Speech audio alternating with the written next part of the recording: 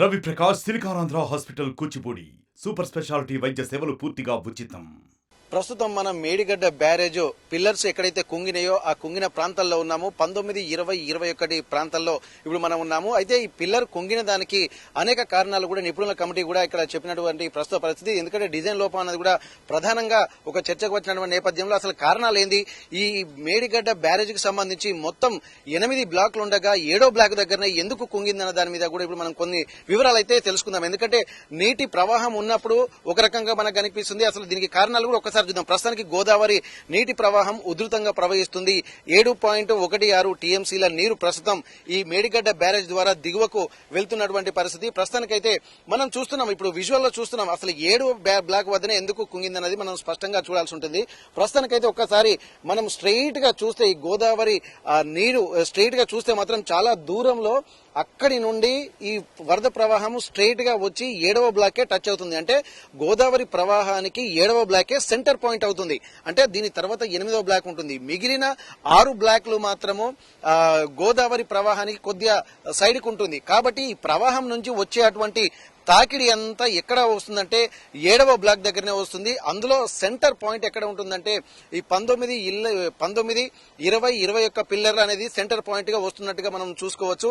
అందుకే ఇటు వచ్చేటువంటి ప్రవాహం కొంత అటు సైడ్ కొంత ఇటు సైడ్ వెళ్తున్నప్పటికీ ఓపెన్ స్పేస్ ఉండడం వల్ల కొంత అటు ఇటు వెళ్తుండొచ్చు. కానీ ప్రవాహం యొక్క తీవ్రత తాకిడి మాత్రం స్ట్రెయిట్ గా ఇక్కడే ఉంటుంది. ప్రస్తుతానికి ఈ పిల్లర్ కుంగినటువంటి ప్రాంతాల్లోనే మనం ఉన్నాము. దీనికి ప్రత్యేక కారణాలను కూడా మనం చెప్పుకోవచ్చు. ఎందుకంటే ఒకేసారి గోదావరి ఉధృతంగా ప్రవహిస్తే దాని తీవ్రత కూడా ఎట్లా ఉంటుందనేది మనకు గతంలో ఇక్కడ ఉన్నటువంటి అధికారులు చెప్పారు. ప్రస్తుతానికి పిల్లర్ కుంగినటువంటి ప్రాంతాల్లోనే ఉన్నాము. దీనికి కుంగడానికి అనేక కారణాలు ఉన్నాయి. అంటే ఇది సెంటర్ పాయింట్ కావడమే ఇక్కడ చూసుకోవచ్చు మనము. మిగిలిన 6 బ్లాక్లు మాత్రం అటు చివరికి ఉంటాయి. ఈ వరద ప్రవాహము స్ట్రైట్ గా వచ్చేటువంటి దిశ మాత్రం 7వ బ్లాక్ దగ్గరనే ఉందని చెప్పి మనకు స్పష్టంగా తెలుస్తుంది. కాబట్టి ఈ ఫోర్స్ అంతా దీని ఎఫర్ట్ అంతా దీని మీదనే పడుతుంది. అంటే ఈ ప్రవాహం యొక్క మెయిన్ ఎఫెక్ట్ అంతా ఇక్కడనే పడుతున్నట్టుగా మనం స్పష్టంగా తెలుసుకోవచ్చు. అందుకే అక్కడ చూసినటువంటి వరద ప్రవాహము చాలా తక్కువగా కనిపిస్తుంది. ఒక్కసారి చూసినట్టు ఈ ప్రవాహ వేగము 7వ బ్లాక్ దగ్గరనే ఎక్కువగా కనిపిస్తుంది.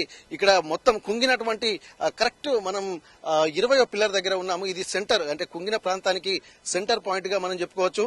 Master minds, the pride of India.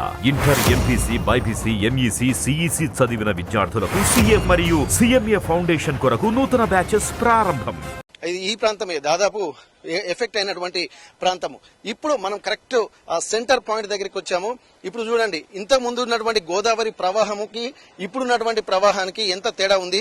అక్కడ చూసినట్టయితే మామూలుగా ఆ ప్రవాహం యొక్క స్పీడ్ చాలా తక్కువగా ఉన్నది, కానీ ఇది మాత్రం చాలా ఉధృతంగా ప్రవహిస్తుంది.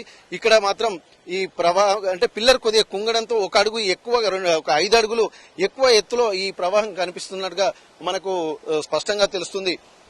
అయితే ఈ గోదావరి సామర్థ్యాన్ని కూడా ఒక్కసారి మనము పరిశీలిద్దాము. దీనికి సంబంధించి ఇక్కడ గోదావరి ప్రవాహానికి సంబంధించి కూడా ఇప్పటికే 8,86,000 క్యూసెక్ల నీరు, అంటే సుమారుగా దాదాపు ప్రస్తుతం 76 టీఎంసీల నీరు మేడిగడ్డ బ్యారేజ్ నుండి దిగువకు ప్రవహిస్తుంది. అంటే దీని సామర్థ్యం మొత్తం అంటే ప్రస్తుతం 85 గేట్లు ఎత్తివేయడం ద్వారా ఈ నీరు 85 గేట్ల నుండి వెళ్తుంది. గోదావరి ప్రవాహం మేడిగడ్డ వద్ద మెయిన్ ప్రవాహం అంతా ఈ 7వ బ్లాక్ వద్ద నుండే ఎక్కువగా ఫోర్స్ ఉంటుందన్నది ఇప్పటిదాకా మనం మాట్లాడుకున్నటువంటి పరిస్థితి.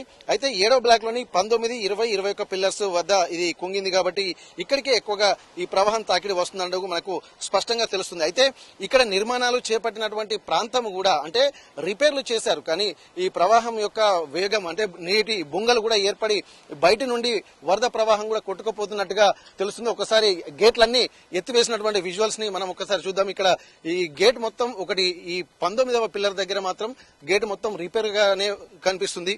అంటే గేట్ ని మొత్తము పూర్తిగా ఇది ఇక్కడ తొలగించినట్టుగా మనకు స్పష్టంగా కనిపిస్తుంది. అంటే ఇది ఒకటి మిగిలిన ప్రాంతాలకి ఇక్కడ మనకు అంటే ఇన్ఫ్లో అటు నుంచి చూసాము, ప్రస్తుతానికి అవుట్ఫ్లో మనకు కనిపిస్తుంది. ఈ అవుట్ఫ్లో కూడా ఎక్కడ ఉంటుందంటే మనకు స్పష్టంగా ఈ అవుట్ఫ్లో ద్వారా మనకు తెలుస్తుంది. ఈ ప్రవాహ వేగం కూడా చాలా తీవ్రంగా వెళ్తున్నటువంటి పరిస్థితి మనం చూస్తున్నాము. మొత్తానికి ఈ ప్రవాహం యొక్క వేగాన్ని ఇదివరకు కూడా అధికారులు ఎందుకు కుంగిందన్న దాని మీద ఒక స్పష్టత కూడా ఇచ్చినటువంటి పరిస్థితి అయితే నెలకొంది. మొత్తానికి ఈ ప్రస్తుత సామర్థ్యం మాత్రం 16.17 టీఎంసీల నీరు పూర్తి సామర్థ్యం టీఎంసీల పరంగా చూస్తే 16.17 టీఎంసీల నీరు ప్రవహించేటువంటి అవకాశం ఉందంటే దాని సామర్థ్యం ఇది మొత్తం. అంటే ప్రస్తుతం 7.5 టీఎంసీల నీరు మేడిగడ్డ ద్వారా దివకు ప్రస్తుతం ప్రవహిస్తుంది. దీని నిర్మాణాన్ని కూడా సముద్ర మట్టానికి 88 అడుగుల ఎత్తులో ఇది ఉంది. కానీ ఇప్పుడు నీటి ప్రవాహం కనుక ఒక్కసారి అక్కడ మనం చూస్తే 97.20 ఎత్తులో నీరు ప్రస్తుతానికి ప్రవహిస్తుంది. అయితే దీనికి సంబంధించి కూడా నిపుణుల కమిటీ ఇప్పటివరకు రిపేర్లు చేసినటువంటి ప్రాంతాల్లోనే మనం ఉన్నాము.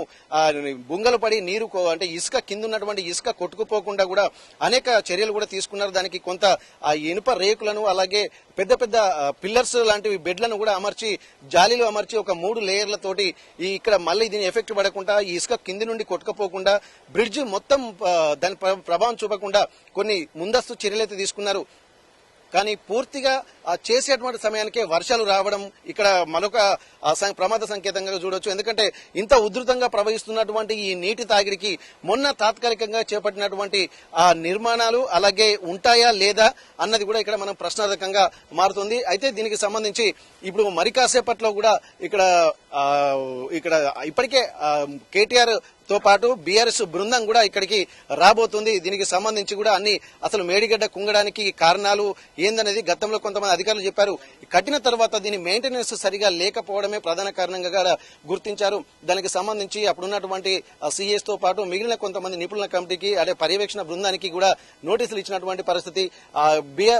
గత కొద్ది కాలం క్రితం అంటే నిర్మాణాలు జరుగుతున్నటువంటి సమయంలో భారీ నీటిపారుదల శాఖ మంత్రి ఉత్తమ్ కుమార్ రెడ్డి కూడా ఇక్కడికి వచ్చి పరిశీలించి అక్కడ సమస్యలు మొత్తం ఏందో తెలుసుకున్నారు. కానీ ఇప్పుడు మేడిగడ్డ బ్యారేజ్ అలాగే కాళేశ్వరం ప్రాజెక్టు కట్టడము ఒక తెలంగాణ రాష్ట్ర అవసరాల కోసమే కట్టామని చెప్పి అధికారులు గతంలో కేసీఆర్ చెప్పినటువంటి విధంగానే ఇప్పుడు ప్రస్తుతం ఏం జరిగింది, అసలు నీరు బాగానే ప్రవహిస్తుంది, అసలు ప్రమాదానికి తీవ్రత ఏందనేది తెలుసుకోవడానికి కూడా ఇప్పుడు కేటీఆర్ బృందం అలాగే బీఆర్ఎస్ బృందం కూడా ఇక్కడికి రాబోతున్నటువంటి పరిస్థితి. ఇప్పటికే కాళేశ్వరం దర్శనం చేసుకుని మరి కాసేపట్లో ఇక్కడికి చేరుకోబోయేటువంటి పరిస్థితి కనిపిస్తుంది.